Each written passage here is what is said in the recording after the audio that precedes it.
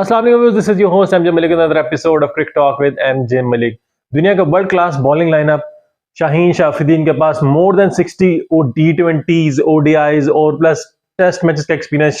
हारिस रऊफ दुनिया का world class bowler, जिससे कहा जाता था कि जी पेस बैटरी हमारे पास सो कोल्ड, एक 150 प्लस बॉलिंग करने वाला बहुत बड़ा ड्रैगन, पता नहीं क्या क्या लेटरम पटन पड़ा, दुनिया का एक्सपेंसिव इतनी बॉलर, एक्सपेंसिव के इंसान से मैं वो भी बताता हूँ। और उसके अलावा जमान खान स्लिंगिंग यॉर्कर्स के साथ एक्सपर्ट। उसके बाद आपके पास सिकंदर रजा, वर्ल्ड क्लास ऑलराउंडर। और लेकिन आपकी टीम जो कि PSL की चैंपियन थी लगातार पिछले 2 सीजन से, उसका स्टार्ट पिछले 2 मैचेस के अंदर ऐसा है जैसे वो पिछले पहले 4 सीजन के अंदर करते आए हैं। They were thrown and out on their traditional spot, table bottom. ठीक है, और आज उनके साथ जो हुआ है, मैं कहता हूं कि यार इतना बड़ा बॉलिंग लाइनअप और उनको एक बच्चा, कराची की स्ट्रीट का बच्चा, उसने उठा उठा के ऐसे फेंका है, नो लुक शॉट, यानी कि एरोगेंस उसकी शॉट में नजर आई है। जिस तरह उसने हारिस राव को छक्का मारा है और उसके बाद जिस तरह उठा उठा के वो ऊपर कट के ऊपर छक्के मारता रहा है, और शाहीन शाफरीदी को उसने उठा उठा के फेंका है। ठीक है, उस बंदे के टैलेंट की आपको कदर करनी पड़ेगी। I am talking about Khawaja Nafay. क्या आउटस्टैंडिंग इनिंग खेली है, 61 रन की मैच विनिंग इनिंग।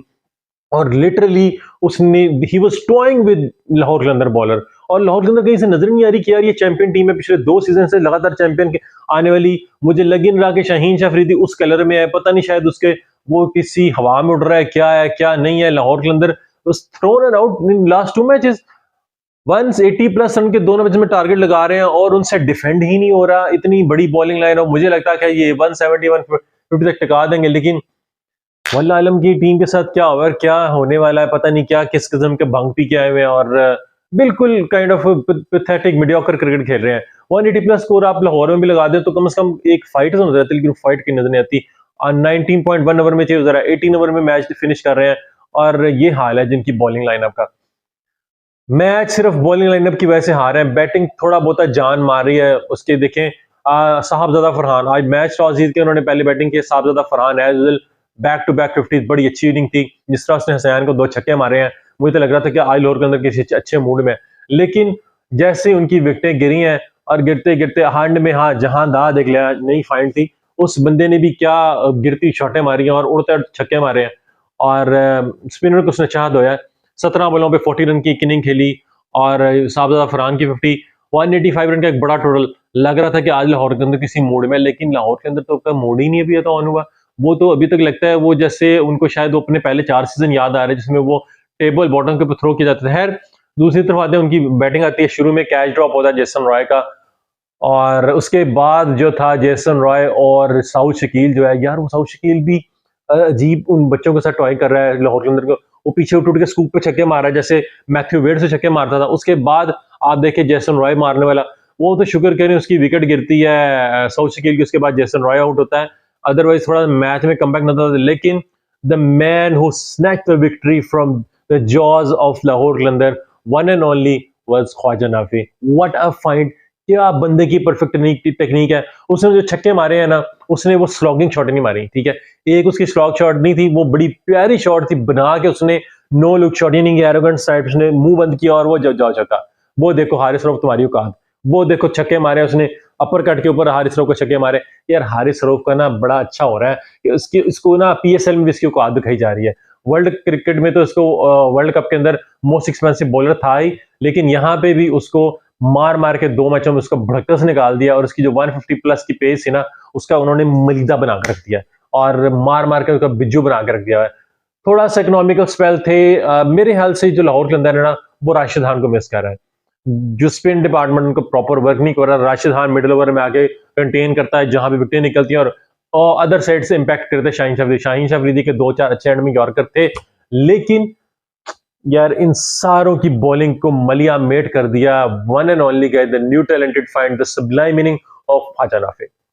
क्या बंदे ने इनिंग खेली है, और वो 185 रन का टोटल, कोई लग ही ना था कि 185, वो तो ऐसे खेले थे जैसे कि 120 125 रन का टोटल, और कैसे मार मार के वो भड़कस निकाल रहा था। शाहीन शाफरीदी को उसने उठा के छक्का मार दिया, और हारिस रऊफ को 2 छक्के फेंक दिए। उसको क्या एंड के ऊपर बड़ी प्यारी फ्लिक शॉट के ऊपर उसने विनिंग शॉट खेली ख्वाजा नाफे ने, यानी कि the man of the day was Khawaja Nafay. Overall he was preoccupied, उसने पूरा ऑक्युपाई किया, जो था पूरा मैच उसने ऑक्युपाई किया।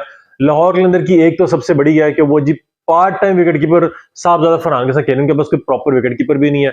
और रही सही बात, उनकी जो फील्डिंग है वो भी बिलो स्टैंडर्ड ही चलती आ रही है, कोई इतनी अच्छी फील्डिंग उनके पास है नहीं जो कि किसी चीज को मैं कहते हैं ना कि नजर आ सके जी कोई एक्स्ट्रा आउटफिट जान मार रहे हैं, लेकिन नहीं। उसके बाद होता है कि जी मैच जो होता है वो कोयटा ग्लैडिएटर लगातार बैक टू बैक 2 मैच जीती है। मेरे ख्याल से सरफराज अहमद से जिससे कप्तानी छीनी गई है ना, और राइली रूसो जो है वो जम के दिखा रहा है कि भाई उसके पास टीम है, और वाकई उनके पास टीम है। एक उनके पास मोहम्मद आमिर आया, उसके बाद उनके पास ऑलरेडी हसनैन था, एडिशनली मोहम्मद वसीम जूनियर जो कि अच्छे स्लिंगिंग यॉर्कर मार लेता है, उनके फास्ट बॉलर बॉलिंग डिपार्टमेंट तगड़ा हो गया है, ठीक है। और उसके बाद उनके पास बैटिंग में राइली रूसो आ गया, और उसके बाद आप देखें राइली रूसो है टॉप के ऊपर, साउथ शकील है, जेसन रॉय है। तो मेरे ख्याल से उनके पास एक कम्पैक्ट यूनिट है जो कि मेरे ख्याल से टॉप 4 में जरूर जगह बनाएगा, और किसी ना किसी तरीके से शायद वो फाइनल में जगह पहुंच जाए। इस दफा उनकी जो फॉर्म है ना वो वाकई नजर आ रही है, जिस तरह पिछले 2-3 सीजन के अंदर वो पहले राउंड में थ्रो होते रहे हैं, तो मेरे ख्याल से इस दफा कुछ अलग देखने को मिलेगा। तो ये तो था आज का मैच। उससे पहले कल 2 मैच भी खेले गए थे, और एक और इंटरनेशनल मैच उसकी बात करेंगे। 2 मैचेस पे उनसे थे, एक था रात के टाइम में खेला गया मुल्तान सुल्तान वर्सेस कराची किंग।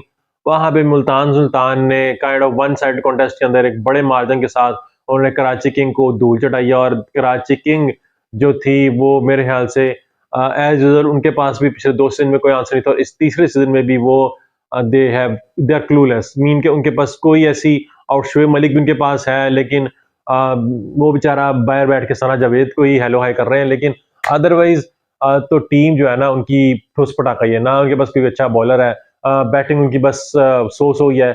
लेकिन दूसरी तरफ देखें मुल्तान सुल्तान के पास क्या बैटिंग यूनिट है यार, वो तो उनका एक बैट्समैन आउट होता है, दूसरा उनके पास अच्छा बैट्समैन होता है, बॉलिंग उनकी तगड़ी है, उनके पास एहसान उल्लाह है, उसके बाद शाहनवाज धानी है, तो बॉलिंग उनकी बड़ी तगड़ी है।